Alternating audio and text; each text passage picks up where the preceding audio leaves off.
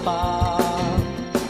Tayo'y magdadala ng buhay at sigla sa mga anak ng Diyos na naghihina.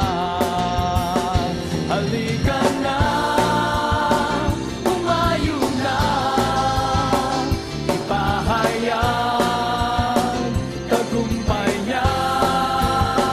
Halika na at magdala kalakasan sa presensya niya.